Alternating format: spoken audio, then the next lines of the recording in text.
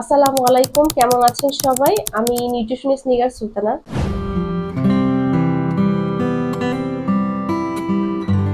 আজকে আমার একজন ক্লায়েন্ট নিয়ে প্রথমে ঘটনাটা শুরু করব।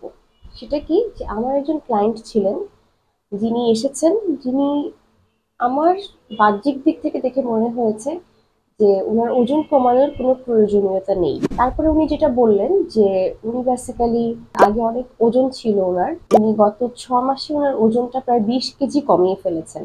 কিন্তু উনি যেটা জানতেন যে ওজন কমানোর পরে আমরা আরো সুস্থ ফিল করি, আমরা আরো এনার্জেটিক ফিল করি। কিন্তু উনার যে সমস্যাটা হলো, উনি তো সুস্থ ফিল করছেনই না, এনার্জেটিক ফিল করছেন না, বরং উনার দাম্পত্য জীবনে একটা অনেক নেগেটিভ জিনিস বাসা বেঁধেছে। সেটা হলো যে উনি আর সেক্সের প্রতি কোনো আগ্রহ ফিল করছেন না।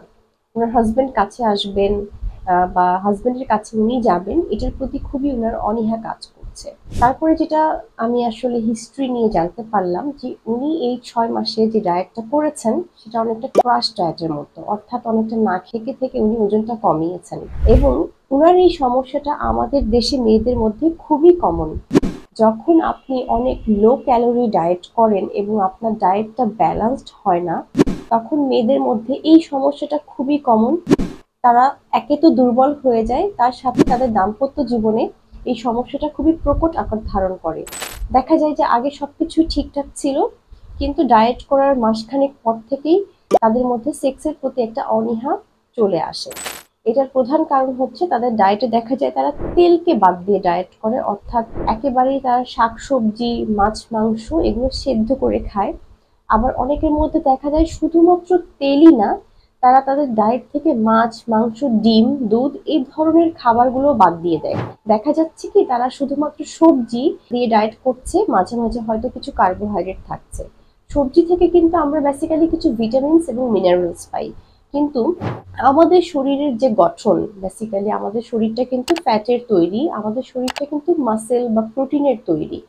যখন আমরা এই জিনিসগুলো বাদ দিয়ে বেসিক্যালি ডায়েট করব, অথবা আমাদের শরীরের ভেতরে যে কার্যকলাপগুলো হয়ে থাকে এগুলো কিন্তু প্রত্যেকটাই আপনার ফ্যাট, প্রোটিন এই ধরনের খাবারগুলো ভেঙেই হয়ে থাকে।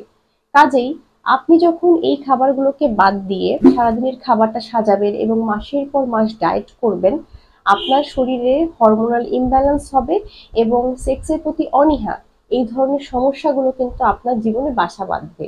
তাই দেখা যাচ্ছে যে আপনি ডায়েট করতে যে ওজন কমাতে যে হয়তো ভাবছিলেন আমি সুস্থতার দিকে ধাবিত হচ্ছি, কিন্তু বেসিক্যালি এটা আপনাকে আরো ডিমোটিভেট করে, সবকিছুর প্রতি, কাজের প্রতি অনীহা তৈরি করে। তাই আমি বলবো যে এই ধরনের ক্রাশ ডায়েট বা যে যে ডায়েটটা আপনার ব্যালান্স না, যেখানে হয়তো আপনি শুধু কিছু সবজি খেয়ে থাকছেন, এই ধরনের ডায়েটগুলো থেকে বিরত থেকে অবশ্যই পুষ্টিকর খাবার দিয়ে ডায়েট করেন। এবং পুষ্টিকর খাবারের কিন্তু বিভিন্ন রকম ডায়েট আছে, যেমন কার্নিভোর ডায়েট, মেডিটেরেনিয়ান ডায়েট। এই ধরনের ডায়েটে কিন্তু আপনি কার্বোহাইড্রেট বাদ দিয়ে অথবা কার্বোহাইড্রেট অ্যাড করে, প্রোটিন বা ফ্যাট অ্যাড করে কিন্তু আপনার ক্যালোরি কাউন্ট করে সে আপনি আপনার ওজনটা কমিয়ে ফেলতে পারছেন। তা আমি বলবো যে না বুঝে বেসিক্যালি নিজের শরীরের এই ধরনের ক্ষতি করবেন না এবং অবশ্যই একটা ব্যালেন্স ডায়েট ফলো করবেন।